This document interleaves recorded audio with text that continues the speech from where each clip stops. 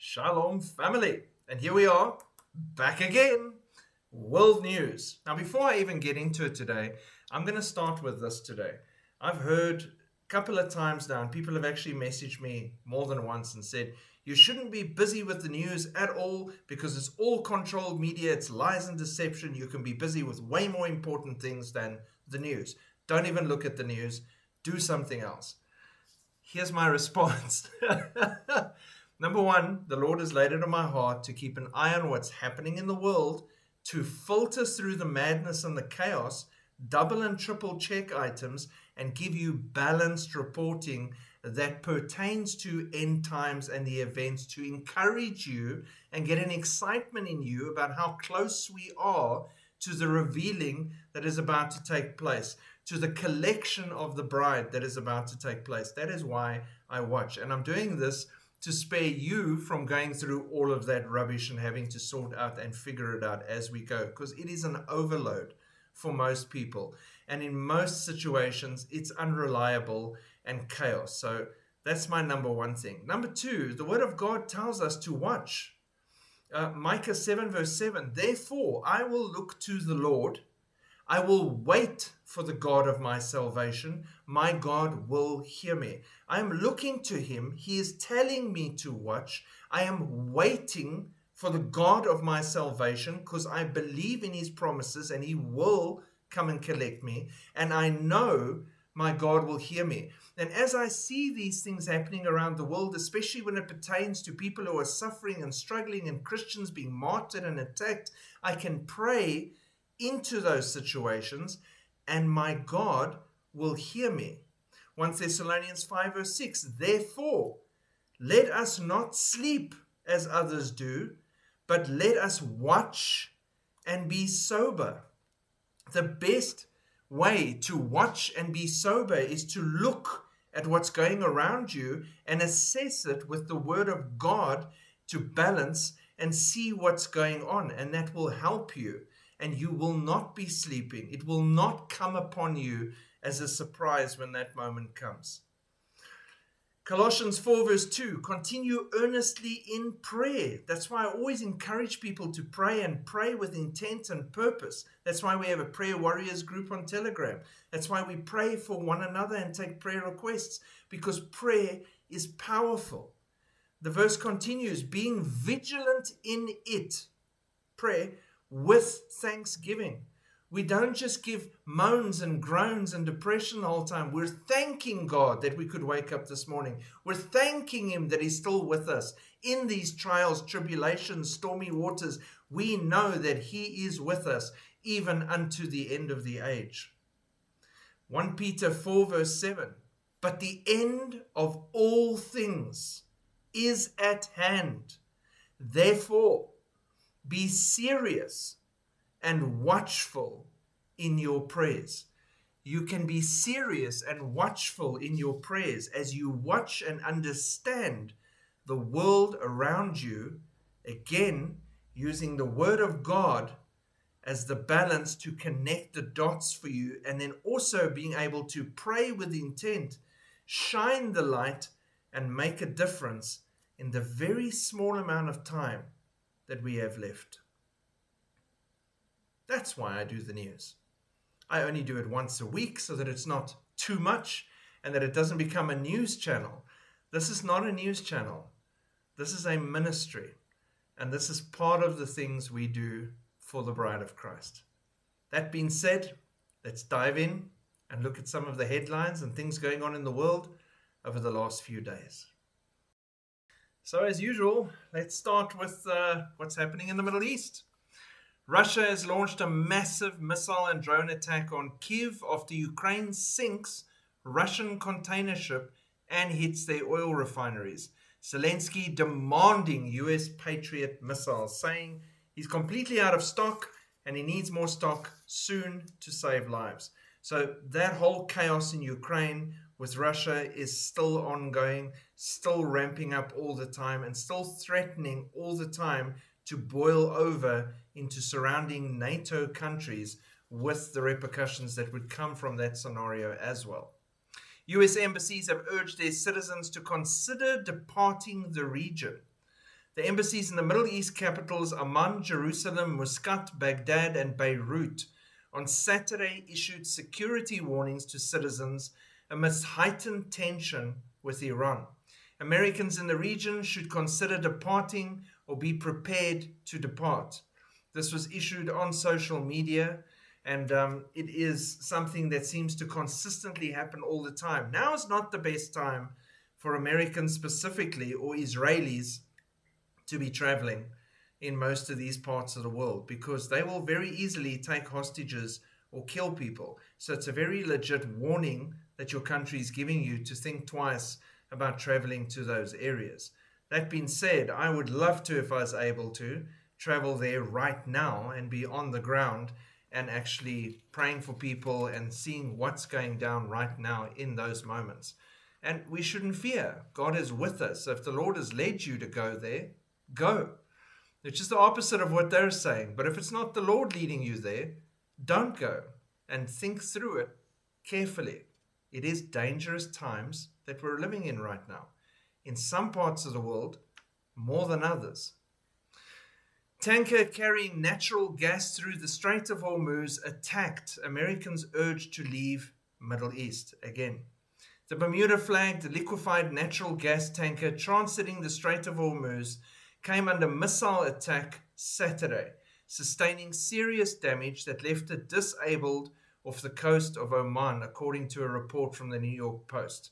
So the attacks continue on shipping, making sure that the tension and the stress levels about receiving goods and especially fuel for the whole world is an ongoing issue. Our prices continue to rise and be unstable.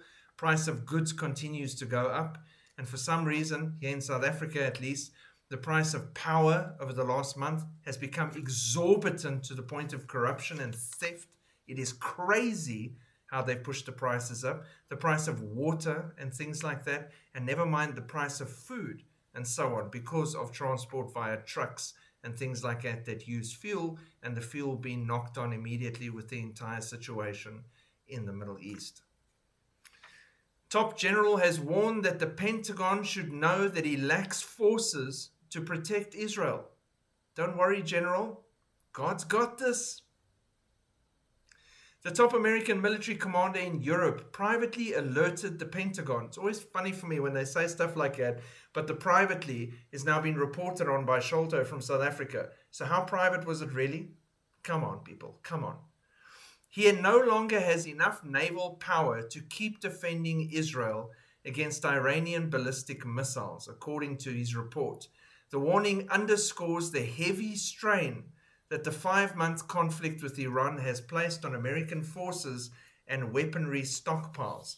And the big thing about this is, and I keep coming back to this on the side with the future outlook, if they wait this out long enough so America depletes even more of essential reserves, then then Russia and China attack, concerted attack. How much of a defense can really be mustered? Iran places the US and Israeli energy infrastructure in the crosshairs with a chilling threat. Donald Trump announced a deal Friday for Hamas to disarm. How many times? How many times? And for Israeli forces to withdraw from Gaza 9 months after the US brokered ceasefire. Hamas confirmed the agreement through major hurdles, conditions, and extended timelines remain before the war fully winds down and reconstruction begins. They confirmed, we hear you, not going to happen. You cannot negotiate with terrorists. You know where we learned this? From America. That used to be the tagline back in the day. We do not negotiate with terrorists. Hi, Hamas, terrorists. Hi, Hezbollah, terrorists. Hi, Islamic Jihad, terrorists. Hi, Iran, terrorist government. US and Israel preparing to bombard energy-related targets in Iran. They are preparing one of the most severe bombing campaigns yet against energy-related infrastructure inside Iran, with possible strikes stretching throughout the weekend. Trump has not yet issued final authorization for the operation, and there was internal discussion about wrapping up the campaign before financial markets open on Monday. Amidst concerns over economic fallout, too late, though no firm end date has yet been found. The prospect of joint strikes was raised during Trump's meeting at Camp David on Friday last week, and White House officials strongly opposed the idea. Reporters were present, and Trump said, "We'll be hitting them very hard. At some point, they're going to say, we just can't take it anymore. I think we just want to win." It still hasn't happened. It's not going to happen because you're dealing with terrorists. Chief Pentagon spokesperson Sean Parnell stated that the Pentagon would not comment on specific targets before a final presidential decision, adding, "The Department of War is locked and loaded, ready to execute the president's directives at a moment's notice." An Israeli official pushed back on these reports of coordinated action, telling people that Israel is unaware of a decision to restart full military operations, nor has it been requested of Israel to join any military action against Iran. Netanyahu briefed Trump on 3 military options, including strikes aimed at land resupply routes, according to a senior official. He also met with Defense Secretary Hegseth, a former U.S. military official, noted that targeting energy infrastructure could degrade the Iranian military's abilities to sustain their operations and govern efficiently. Yeah, we'll see. We'll see. We thought they were hit very, very hard, so hard, and they're still in power. The regime is still calling the shots. Iran has surrounded Saudi Arabia, and threats are closing in. Saudi Arabia faces hostile actors striking from every direction for the first time in its history, placing Crown Prince Mohammed bin Salman's ambitious development agenda under severe pressure as Iran escalates wartime actions against U.S. regional partners. Iranian strikes on the infrastructure and vessels in the Persian Gulf have disrupted critical operations at the kingdom's eastern ports, aiming to choke the global oil and gas trade. As Riyadh redirected energy shipments westward to its Red Sea coast, Yemen's Iran-aligned Ansar Allah, known as the Houthis, launched attacks against Saudi shipping along that route to the Suez Canal. So they're making sure that the pressure is on Saudi.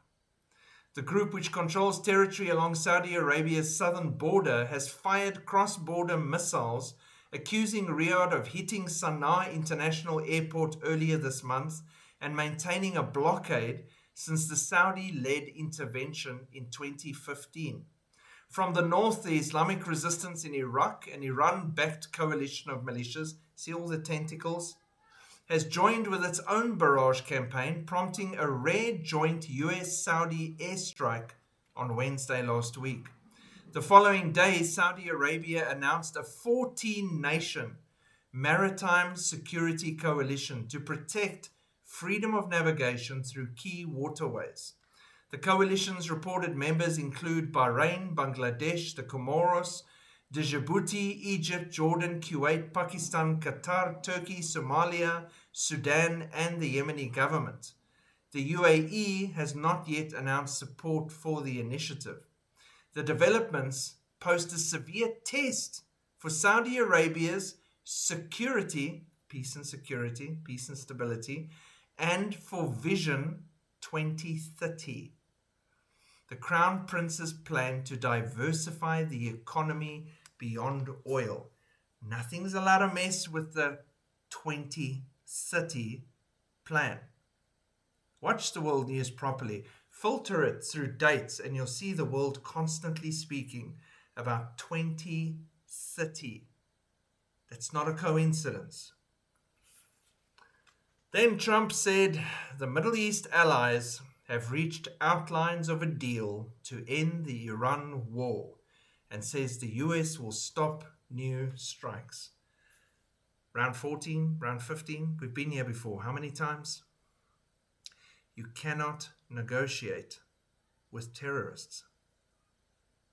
At some stage, someone, somewhere, hopefully in government, is going to realize this.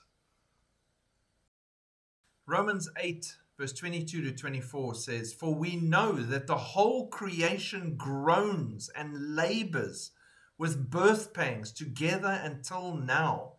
Not only that, but we also, who have the first fruit of the Spirit, even we ourselves groan within ourselves, eagerly waiting for the adoption, the redemption of our body." The whole of creation groans under the current situation with sin and evil and darkness, and it eagerly awaits the coming of our Lord and what he has got planned to fix everything.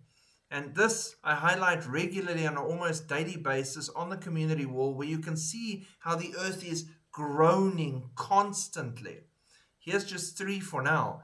Spokane is on fire. I might be pronouncing it wrong. Hundreds of homes have been burned down as massive wildfires rage all over the western United States. The heat dome is not helping, and a lot of areas are at fire risk, and massive fires are breaking out. Evacuation orders have been issued. Please pray for the firefighters. Pray for those in the paths of these fires.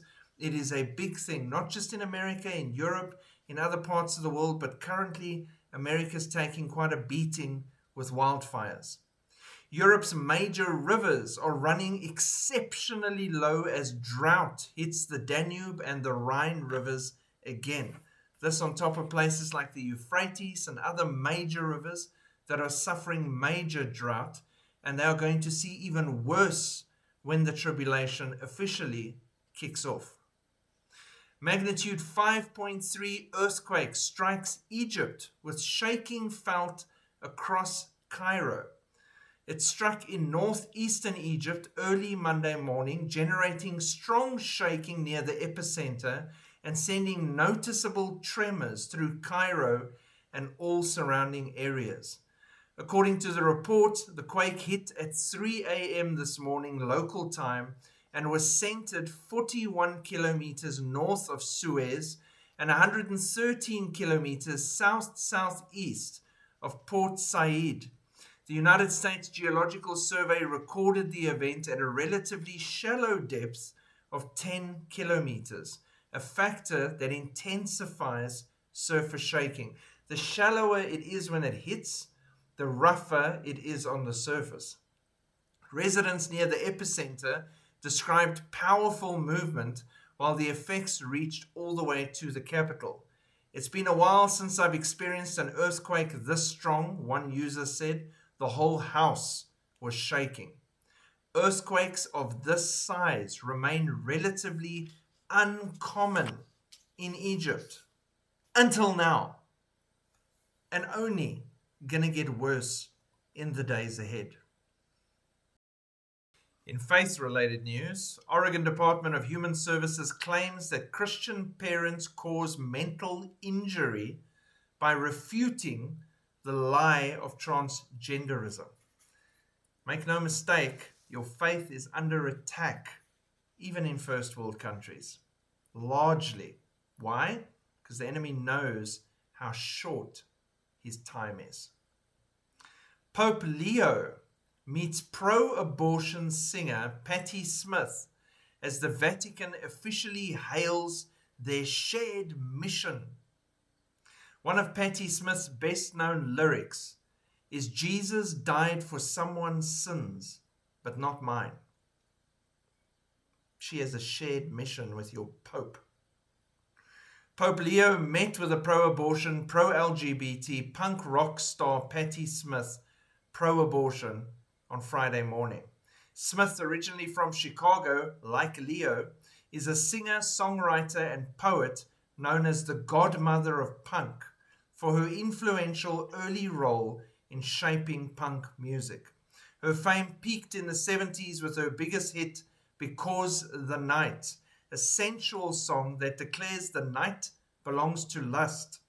One of her best-known lyrics was, Jesus died for someone's sins, but not mine. The Pope spent his time and energy showing that he has a shared mission with that person. And that, my friends, should tell you all you need to know about the Pope. On better news, with regards to Christian stories, Ukrainians are spreading the gospel. A lot of them fled their country after the Russian invasion in 2022, but they took their faith with them. According to European Christian Mission International, displaced Ukrainians have founded more than 160 churches in the nations that they fled to. Praise the Lord.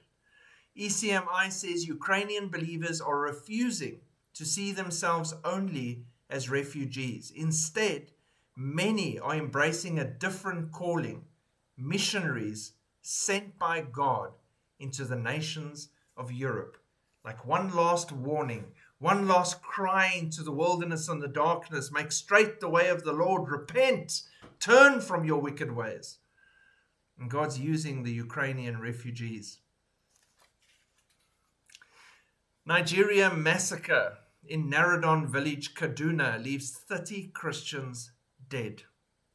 Gunmen attacked Naradon village in Kamaru ward, Koru local government area of Kaduna state late Sunday night, killing 30 people, including 8 children. Youth leader Ishaya Dawa said the attackers stormed the village shortly before midnight, and the victims were mostly women, children, and the elderly. He added that security personnel did not arrive until the following morning. Photographs from the community showed widespread destruction, with several homes reduced to ashes. New Christian Persecution report shows the most dangerous countries on earth for believing in Jesus. The report, released on the 7th of July already, offers testimonies and statistics from more than 20 countries where Christians face significant persecution. This year's Global Persecution Index is a sobering reminder that millions of our brothers and sisters in Christ continue to pay a high price for their faith. Behind every statistic is a real person, someone who has chosen faith to Jesus over safety, comfort, and even life. Our hope is that this report not only informs decision makers and stakeholders, but moves readers to act with urgency, conviction, and compassion. You can pray for these people, at least.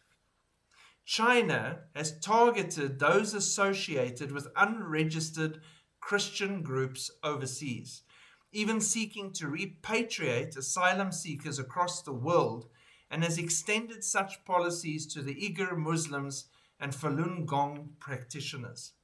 The ever-present reality of terrorism associated with Islam threatens Christians in nations like Nigeria, Niger, Mali, Somalia, Mozambique, some parts of South Africa. They actually train these terrorists. Groups like Boko Haram, ISWAP, and Al-Shabaab are strengthening their networks in those countries. Thousands of Christians have been killed or displaced in attacks designed to eradicate the Christian presence from contested territories. Despite mounting repression, Christianity continues to grow in unexpected places, according to International Christian Concern. Iranian house church movement remains one of the fastest growing in the world, driven by underground networks and digital evangelism. In China, believers meet in homes and encrypted online gatherings, despite constant surveillance, proving again that faith can endure, especially when freedom cannot. Upon this rock I will build my church, and the gates of hell shall not prevail against it.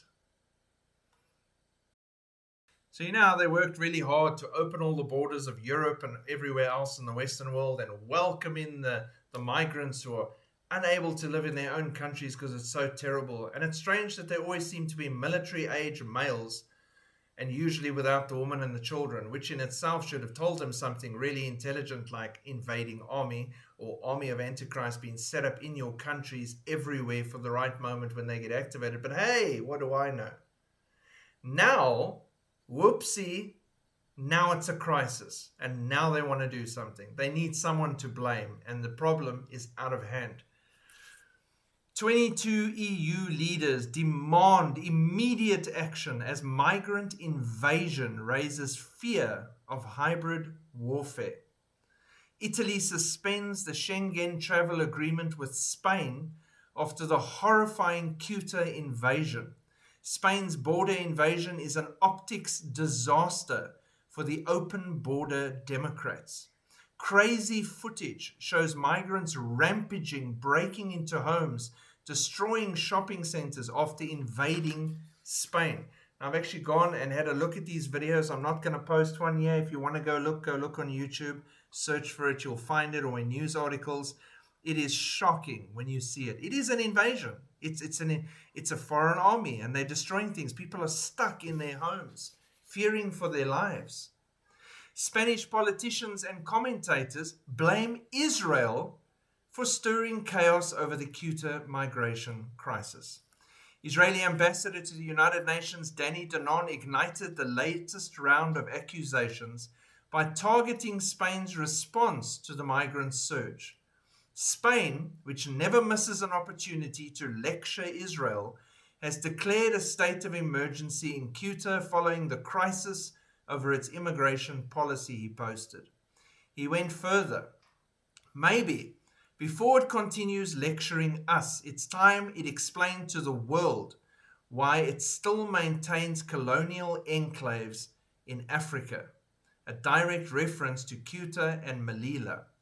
Political commentator Carolina Alonso alleged that efforts to isolate Spain, including calls from some Italian figures to suspend it from the Schengen area, were being advanced through Morocco with the support of Israel.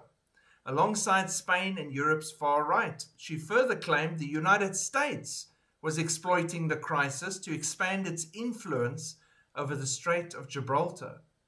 Republican left of Catalonia lawmaker Gabriel Rufián echoed the charges, arguing that the migration surge was serving American and Israeli interests and urging Spaniards to forge a broad national consensus rather than descend into partisan fighting. It's obviously America and Israel's fault. Doesn't that sound like an Iranian narrative? America and Israel, specifically Israel, and now Spain. America and Israel. It's their fault. It's not us that made the policies. It's not us that opened our borders. No, it's their fault. Yeah, there's a monkey that fell out of a tree down the road here, and we all know, I mean, come on, it's Israel's fault. We are Spanish. We are locked in our homes. Ceuta 2026, the manufactured invasion. A Spanish government that deliberately dismantled its last border deterrent, knowing the predictable result, enabled a manufactured 60,000 strong Moroccan invasion of Ceuta that locked its own citizens in their homes amidst looting and violence, the latest act in a 1,300-year pattern of conquest by settlement. They have invaded us, she says. We are locked in our homes. Supermarkets are looted. There is nothing. I don't know when we will start to be hungry because we are emptying our fridges. She describes her sister being forced to climb through a window because men were breaking into the house next door, screaming. She describes 70,000 people in a city of that size telling her there's nothing to fear, while she can't even leave her own street. This is real madness. There's no one to protect us. They have abandoned us. We are Spanish. We have our business, our lives. We are hardworking like any Spanish. We need help. That is the end result, the now result of what they have been manufacturing all along. And then finally, the madness around the rest of the world, I'm just going to pick two. New York has legalized assisted suicide as medical aid in dying. Where have you heard that before? Canada, the testing ground for MAID. The law takes effect this week. New York will become the latest state to allow doctors to prescribe lethal medication to patients when its Medical Aid in Dying Act takes effect this Wednesday. It allows eligible adults to request and administer drugs to assist them to commit suicide. UK High Court has moved to ban the display of English and British flags. The Liberal Democrat Council has secured a High Court injunction that effectively bans the unauthorized display of the St. George's Cross and Union flag on lampposts, public highways across an entire English county. They've come into your country, they've brought their culture, and they demand that you hide yours so yours can be dismantled quietly. And that's what they're working on doing. They're breaking everything down so that they can present you with a newer, better solution, a new, sparkly world order. Thankfully, I won't be here for that. So as we conclude today's news, rest in the assurance of Romans 15:13. Now may the God of hope fill you with all joy and peace in believing, that you may abound in hope by the power of the Holy Spirit. You see, the headlines can shift, but his hope is steadfast. May joy and peace carry you through the rest of the week, and may hope rise stronger in your hearts every day, because that blessed hope is before us. Shalom.